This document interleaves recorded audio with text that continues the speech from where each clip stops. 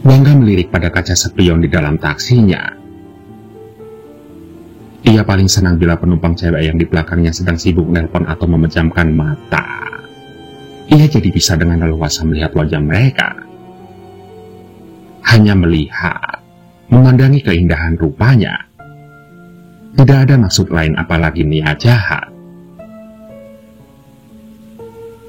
Seperti malam ini penumpang di belakangnya tampaknya sedang begitu antusias berbicara dengan pacarnya lewat handphone sembari memandang keluar. Jadilah ia begitu sering melirik-lirik ke belakang, menikmati wajah wanita itu. Hiburan di tengah kemacetan jalan Jakarta yang begitu memuakan. Iya, kaca spion taksinya memang lumayan memberi hiburan. Yang ia juga suka adalah tujuan si wanita itu ke sebuah mall di bilangan Blok M. Karena dengan begitu ia akan mudah mendapatkan penumpang baru. Biasanya bila ada yang turun di mall, maka saat penumpang tersebut turun akan ada calon penumpang lain.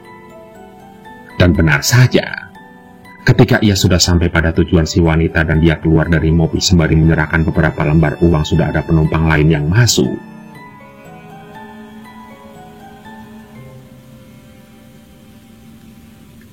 Untuk beberapa detik Wangga masih sibuk menghitung uang yang ia terima. Ada 3 lembar 10 ribuan, 2 lembar 5 ribuan, dan ini yang membuatnya lama menghitung.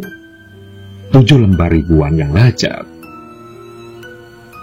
Ternyata hasilnya hanya lebih banyak sekitar 350 perak dari angka yang tertera di argonya. Wangga tersenyum masam, tapi dengan segera kembali memasang muka ramah pada penumpang yang sudah duduk di bangku belakangnya.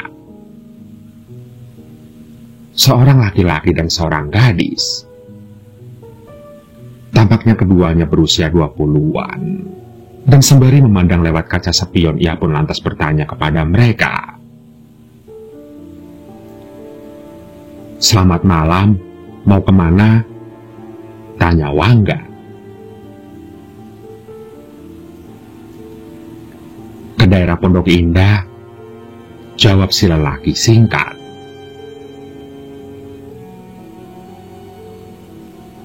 Sepertinya mereka sedang bertengkar, karena si lelaki duduk sembari memandang keluar. Terlihat wajahnya begitu suntuk seolah ada beban ribuan ton menghimpit dirinya. Sementara si gadis, walaupun duduk berdekatan dengan si lelaki tapi matanya terpejam sembari menggigit bibir, seolah hendak menahan tangis. Melihat keadaan demikian, ia tidak berani untuk mengajak ngomong penumpangnya. Suasananya sedang tidak enak. Jadi tanpa sadar ia malah mengamati keduanya seperti biasa dari kaca spion taksinya.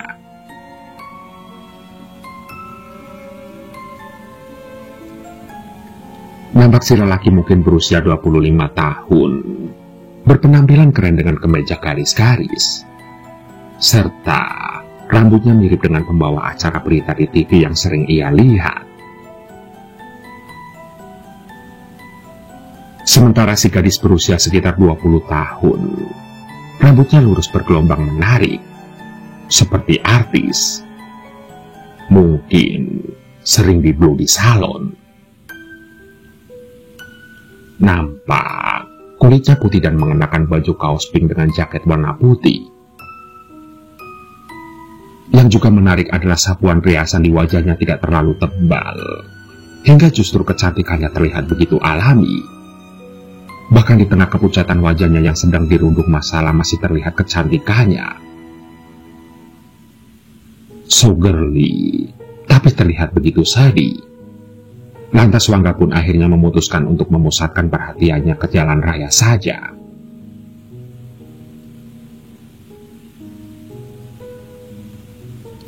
Tidak berapa lama kemudian Wangga mendengar si lelaki menarik napas panjang. Dengan refleks ia kembali melirik ke belakang. Dan benar saja, si laki-laki tampak semakin pusing memikirkan sesuatu. Matanya malah kini terpejam, Sementara si gadis ini mulai terlihat menangis dan linangan air matanya jatuh ke pipinya. Pasti ada masalah besar. Begitu pikir Wangga. Ia jadi merasa ingin menanyakan, bukan karena sekedar ingin tahu, tapi karena entah mengapa ada perasaan ingin membantu mereka. Mungkin jiwa mereka sedang terguncang karena suatu kejadian.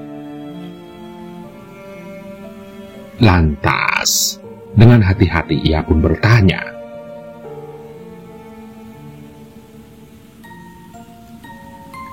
"Ada yang bisa saya bantu? Sepertinya lagi ada masalah ya?" tanya Wangga. Namun, sunyi, tidak ada jawaban. Wangga sempat memutuskan untuk melupakan niatnya sampai tiba-tiba si lelaki menjawab, "Pacar saya hamil dan saya nggak tahu harus ngapain," ujar si penumpang laki-laki. Wangga terkejut mendengarnya, matanya melirik ke belakang. Si laki-laki itu kini bahkan juga meneteskan air mata. Sementara si gadis semakin berguncang bahunya. Bibirnya tampak sedang berusaha keras menahan agar tangisannya tidak sampai meledak. Wangga, dia kemudian terdiam, tidak tahu harus berbicara apa. Mendakwahi mereka tentang dosa, masih bisakah? Lagi pula bukankah itu sudah terjadi?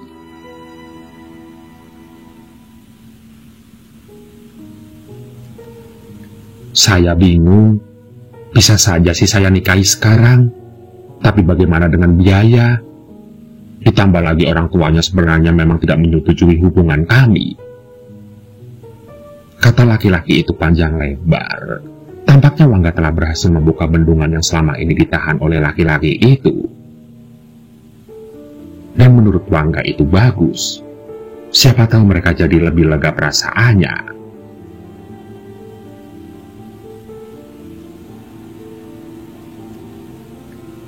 Tapi tidak terpikirkan untuk dikuburin kan?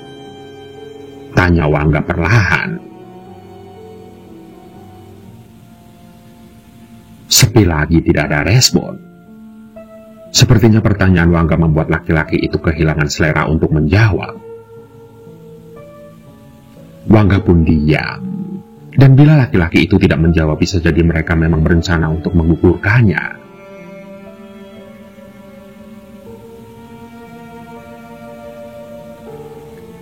"Pak, di depan ada ATM. Berhenti dulu ya, saya mau ambil cash," kata laki-laki itu tiba-tiba. Wangga pun segera memarkirkan mobilnya di depan ATM yang ditunjuk. Sementara laki-laki itu kemudian keluar dan sedikit membanting pintu. Kini, giliran Wangga yang menarik napas panjang. Bagaimana tidak? Ia bisa ikut merasakan kegundahan penumpangnya malam ini. Matanya kemudian melirik ke belakang, dan kini gadis itu nampaknya sudah tidak bisa menahan tangisnya. Wangga, ia begitu iba melihatnya.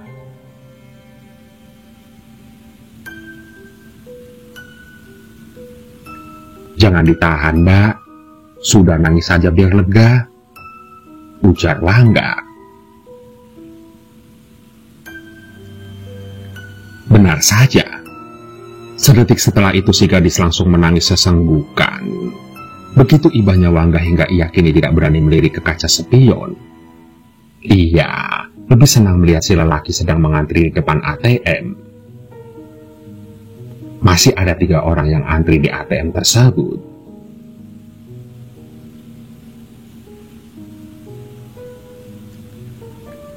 "Aku sebenarnya nggak mau dikuburin."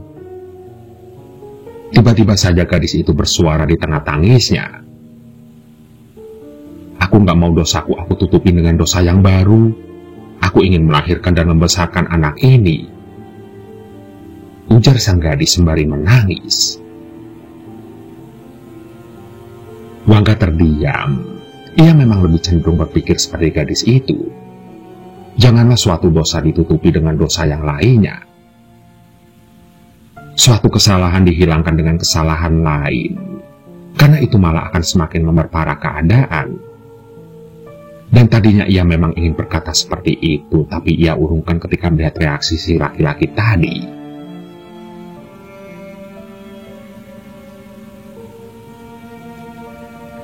"Ya kalau begitu jangan dikukurin, Mbak," ujar Wangga.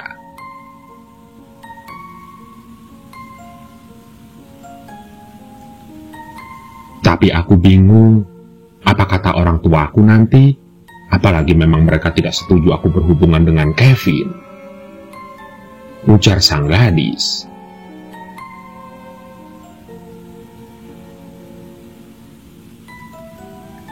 "Oh, ternyata nama laki-laki itu Kevin," ujar Wangga dalam hati.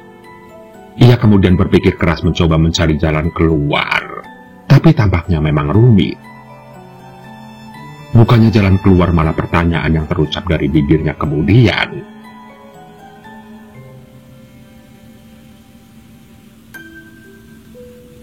"Padahal Kevin sudah mau ya menikahi Mbak," ujar Wangga.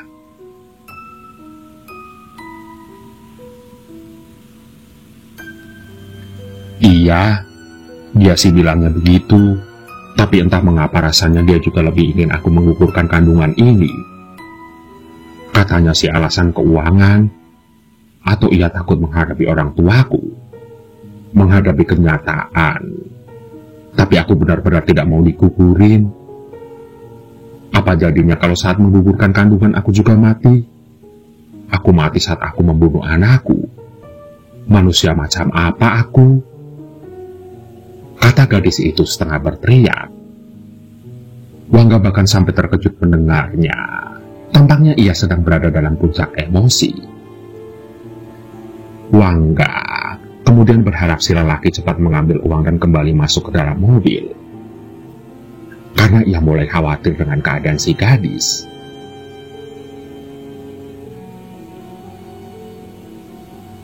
Wangga lantas mencari sosok Kevin.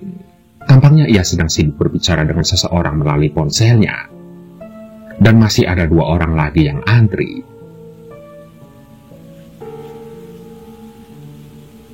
Tiba-tiba saja si gadis semakin menangis. Bahunya berguncang hebat, tapi ia masih tetap saja berusaha bicara.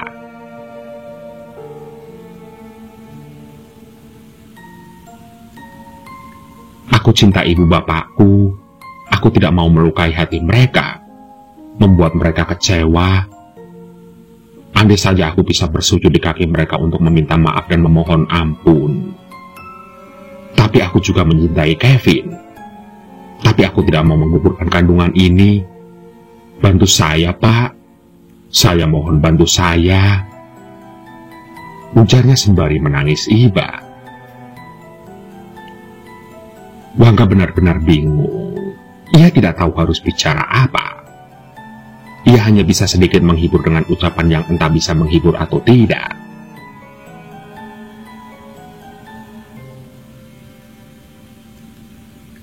"Sudahlah Mbak, coba bicara baik-baik dengan Kevin dan orang tua. Mungkin lebih baik kalau jujur, dan yang penting cobalah untuk meminta maaf kepada orang tua. Mungkin mereka memang akan kecewa pada awalnya, tapi percayalah, mereka orang tua Mbak pasti akan menyayangi dan membantu Mbak," ujar Wangga.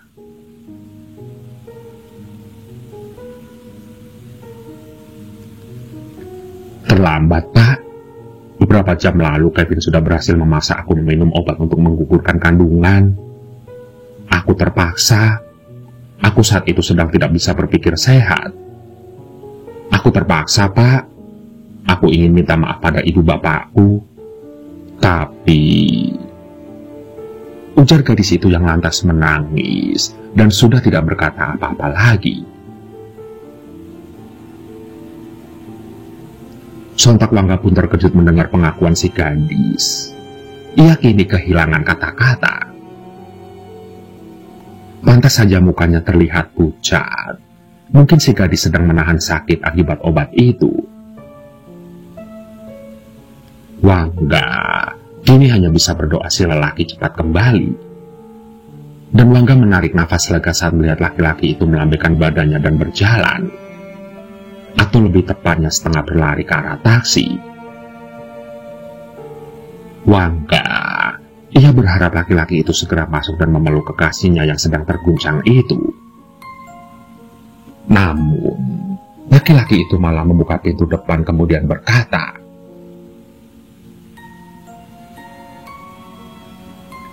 "Pak, berapa semuanya?" ujarnya.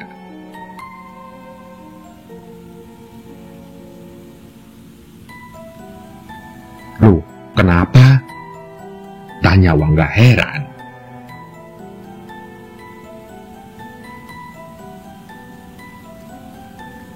"Saya harus segera pergi. Teman saya sudah jalan dan sebentar lagi datang menjemput," ujar laki-laki tersebut.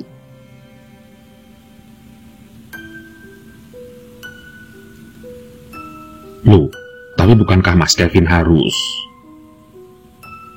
"Kevin? Bapak tahu nama saya dari mana?" potongnya.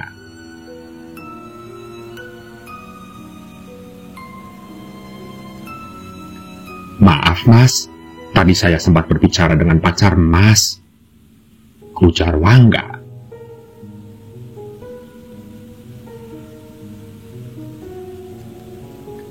"Hah?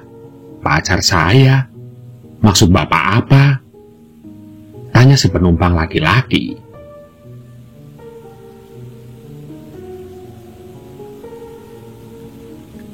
"Loh, bayang di belakang itu," jawab Wangga sembari menengok ke belakang. Namun tiba-tiba ia merinding hebat, karena tidak ada siapa-siapa di belakang.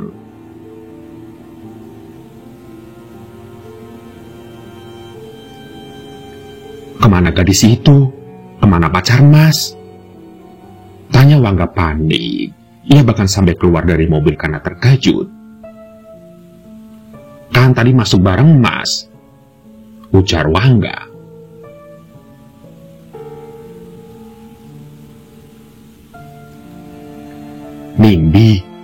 Nindi sekarang lagi koma di rumah sakit. Saya barusan ditelepon karena setengah jam yang lalu ia pendarahan hebat dan tidak sadarkan diri. Sekarang dia ada di rumah sakit. Saya tidak bersama siapa-siapa dari tadi di dalam taksi," ujar si penumpang laki-laki. Lantas mereka berdua memandang pada bangku di belakang taksi. Kosong. Tidak ada siapapun di sana.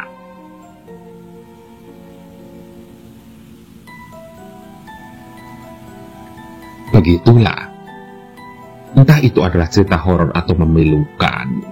Yang jelas pengalaman itu tidak akan pernah dilupakan seumur hidup Wangga. Pengalaman yang mengajarkannya banyak hal.